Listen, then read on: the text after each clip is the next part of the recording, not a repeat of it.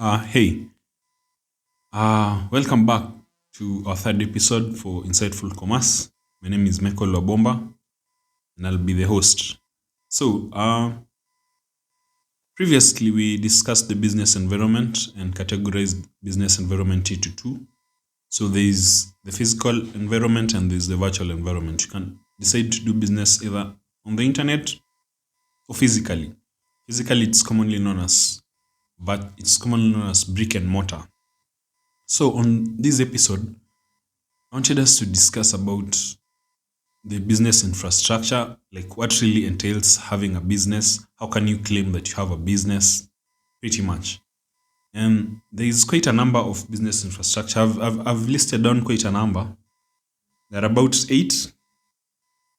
And let's just quickly go through them and get to see what really you need to have so that you can be able to get out there.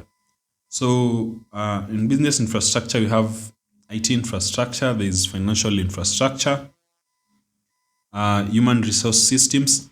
This is more detailed than what I had planned, but I just think I should include them so that people from the business school they don't think that whatever I'm telling you is garbage. Like pretty much, so that if you're from there and you're from the streets like me, we can be able to get to a common ground. Yeah, so I've mentioned IT infrastructure, there's financial infrastructure, human resource systems, logistics and supply chain, legal and regulatory frameworks, customer relationship management, marketing and sales channels, office space and work environment.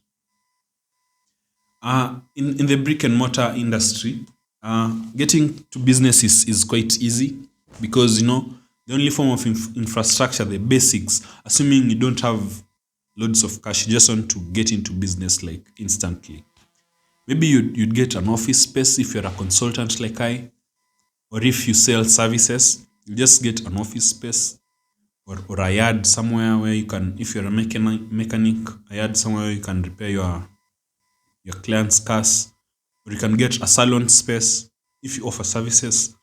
If you sell products, uh, that's where maybe you'll need money for inventory initially. Although even the services parts, because you need tools and things like that. So those are what you need. But the basic infrastructure is space. So on the brick and mortar side, all you need is space. And in space, you also need to choose exactly where you want to put your business. You don't just put your business anywhere.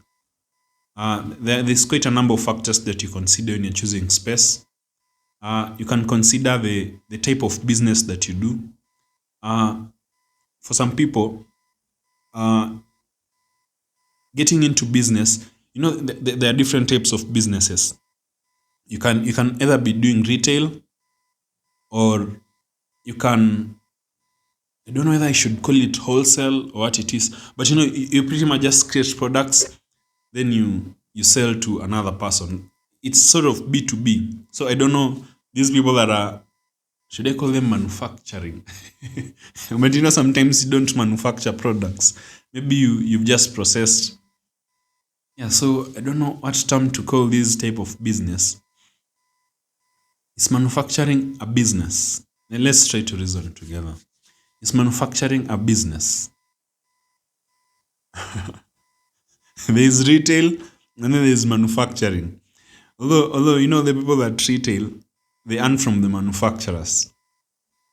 But from my understanding of business, I had promised not to say my understanding, but I'll have to bring it up. From my understanding, you don't really need that third party. You don't really need that retail person. Like you, the way you're creating your business, you're creating your own products. You're marketing them yourself, or it's your people that are marketing them. But then let's take something like a retail store, a supermarket. There's quite a number of products in it. There's, let me start with the basic. There's like sugar, there's bread, there's tea, there's coffee, there are electronics, there are toiletries, cooking stuff, like there's everything. And all these products, they're from different companies. For instance, you can have sugar from one company, sugar from another company, different brands. And these companies, they don't sell their own sugar themselves. So this supermarket guy, he comes in as the third person, like the third party, like the middleman sort of. Although on the internet, you can be able to do away with this middleman. So you'll be able to make more profit, and you can also be able to sell products to your clients cheaper, to your customers cheaper, without feeling like you're losing money compared to the other person. Although to achieve this, you need to understand some more advanced aspects of business, which we'll discuss later on as we go. Yeah, so we were discussing business infrastructure. So on the physical side, you just need a location and your inventory, your tools if you're in the service business. On the internet, let me finish this side of physical first. Because I don't want you just to go and open a place because you just want to do business. You also need to keep check of your books, accounting. So you need software, point of sale systems. This is why I don't like this academic stuff. These guys have split this thing severally. Okay, let me show you how they've split. Then I explain to you, because from my point of view, I'm an IT technician by profession. Academically, that's what that it took. So on the first category, they said IT infrastructure. Number 2 is financial system, human resource, logistics. So when you look at all these, the way it has been categorized, it is software. Whatever they're talking is software. The only thing that is not software here, because human resource systems, it's also software. Financial systems, the managing accounting, payment and transactions, banking account, all those are software. Logistics and supply chain, software. Customer relationship management, that is software. Marketing and sales channels, software. Office space and work environment, that's the only thing that is not software. So everything is pretty much software. So in business infrastructure, so the only thing that you need is software. And there's quite a number of software that you can use that can achieve all these things without having to get other types of software. And if you split your business into all these software, the business school people are doing, you'll have to incur a lot of expenses. You'll have to pay people that manage all those softwares individually. Not to mention, you're supposed to purchase these softwares, and they're not cheap. They cost money, a lot of money. So yeah, it's the academic side and the physical side, it's quite different, especially if you're running on limited resources. Yeah, so let's assume you've already got your space for doing business.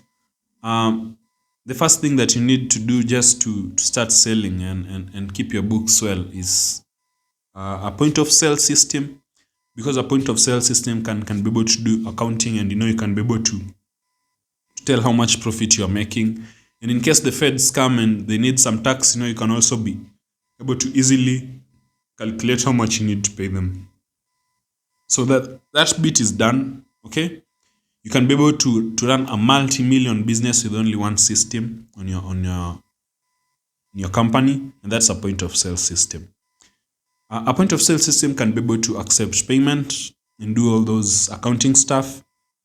About human relation management, if you know how to run a business and you're a CEO, you don't really need to have this software for human resource management, unless you have so many employees of which you can run a multi-million company. A company like Tinder.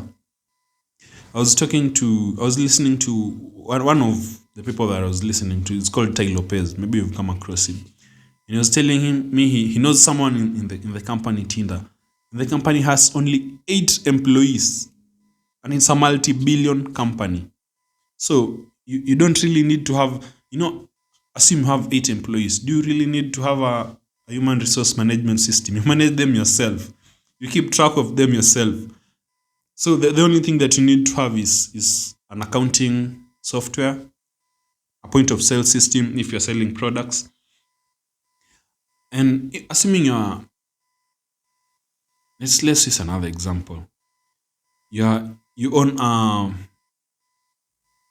electronic shop, and you don't need all these customer relationship management software, all these nitty-gritty, all these softwares. You don't need them. Let me guarantee you something. You can run a multi-billion company without having even employees. You can do it on your own and just contract people and just outsource services, outsource activities, outsource products, outsource logistics. All these things you can be able to achieve them, provided you are organized and you know what you're doing. Okay. So I think we are done with this side of physical business. The only thing that you need to do to get into business is a point of sale system. I'm assuming you already have your inventory. Even without the inventory, still can get into business. Have space for your business and have a point of sale system if you're selling products and you want to keep track of your accounting books. Keep track of your money so that you don't lose money and you wonder where the hell did my money go to. If you need detailed information or you think your business is a bit complex, feel free to reach out and we'll be able to help you get moving. So let's get to this other side of doing business virtually. Doing business virtually, the only thing that you need is the legal bit. I'm sorry I did not talk about the legal bit in doing business physically. You need to register a company, or if you're paying money to the local authority, you also need to register with them so that they know which type of business is running at this point and you don't get into legal trouble.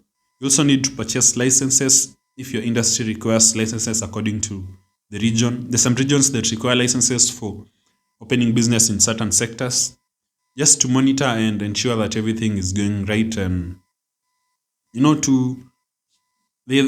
some governments control economies and they control certain products and certain activities in economies. So you need to comply with the government. Don't get in trouble. But if you have money, you can get in trouble and just pay out. But it's better not to go to court and do all that. So just follow the legal way. So let's move to doing business virtually. The first thing that I'll advise you to do when doing business virtually is register with the government, open a company, get a company number, or what is it called? Business number. Open a tax account, open a bank account, and buy the licenses that you require to start a business online. Once you're done with that, you can pretty much do business without, you're ready to go. You don't really need anything else because, like I previously explained in the last podcast, to do a business online or to do a business virtually, the only thing that you need to do is communicate. You need to communicate with your people. So having a company, a registered company, it will shield you from a lot of trouble. In case the business gets in trouble, it's not you that they're suing the business. So unless you as an individual, you're the criminal, that's when you'll get into some bad trouble.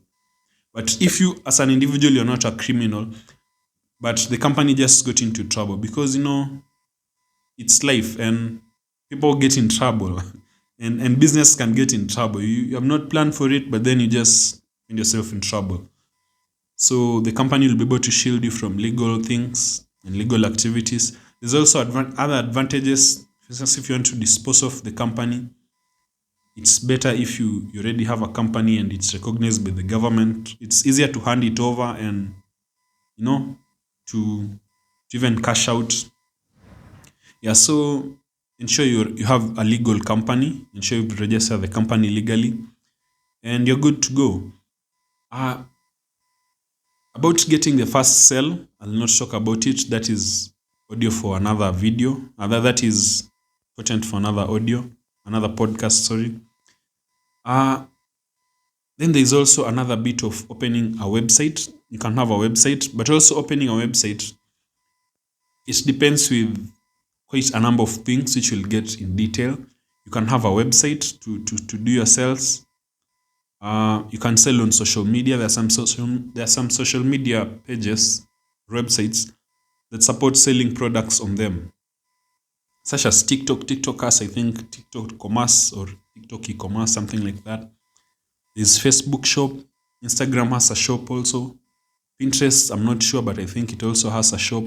WhatsApp, I also saw there's a place where you can be able to create your own products. So most of these social media platforms, they already offer those services. So provided you have a legal business, you're good to go. To do business virtually, the only thing that you need is register your company. Then those other things, getting into it's just easy. We're good.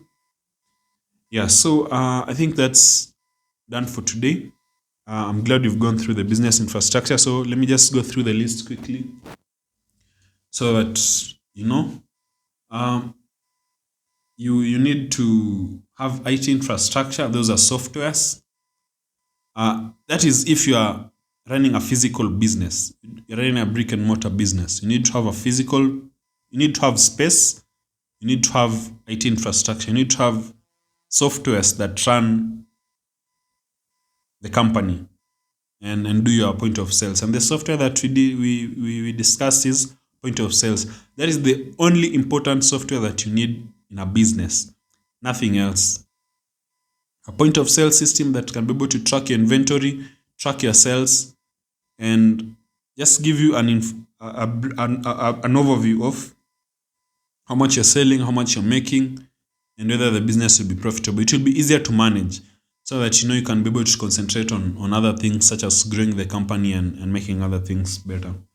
So let me just quickly go through this list. Number one is IT infrastructure. This includes hardware, servers, computers, networking devices, software. Although most of these, you can be able to just do away with them. If you need details on how you can achieve this, please feel free to reach us out. We can be able to help you out. The only important software that you need is point of sales system. But if you think your business is too complex to have only a point of sale system, feel free to reach out. Because some businesses, they want to have their own. Like for instance, me, I run my own servers. I run my own network. I don't depend on others. This is because of things such as security, and you don't want your data going into other space, and you want to manage everything individually. It's also cheaper running your own network, and quite a number of details. So if you think your business is complex, please feel free to reach out. You can be able to help. So under IT infrastructure, you have servers, computers, networking devices, there's software, cloud services, and cybersecurity systems. Another disadvantage, they said, okay, I'm running this service personally. I have my own private network, my own servers, my own cloud. But the disadvantage of this is that you need to understand cybersecurity to the detail, and you need to ensure that your people and you yourself, you're observing high standards of cybersecurity, because it's easy to get hacked and just lose your data and paralyze the whole system. So there's also financial infrastructure. These are systems for managing accounts, payments, transactions such as bank accounts, accounting software, and payment processors. Then there's human resource systems, recruitment, payroll, employee management systems, and compliance mechanisms. Then there's also logistics and supply chain. Like I discussed earlier, these are just softwares. And if you're purely about making money and growing your business, this should not worry you. But if you think your business is too complex, it needs all these software, please feel free. We'll be able to help you out. So there's logistics and supply chain software, especially if the business involves physical products such as warehousing, inventory management, shipping, and supplier relations. Then legal and regulatory framework. You need to comply. Like I told you earlier, you need to comply with the government due to regulations on the economy. You don't just get into an industry and start doing business. There are some rules to control movement and whatever those people in government decide to do this with.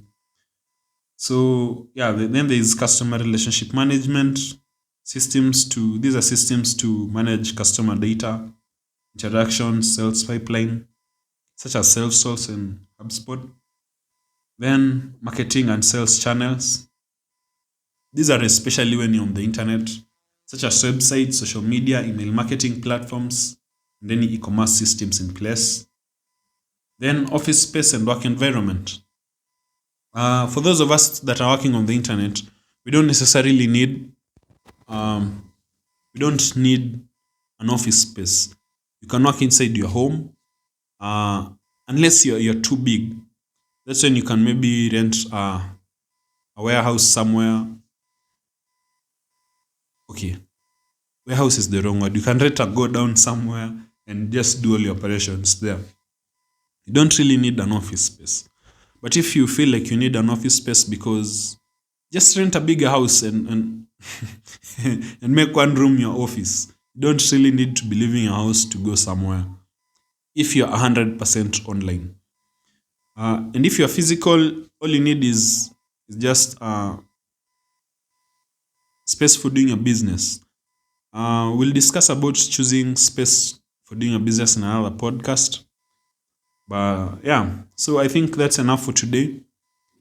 I hope I've really shared. I have really shared a lot. So yeah, think through this and let's meet in another video. And if you have any questions, reach out so that I may be able to answer them in the next episode. Thanks.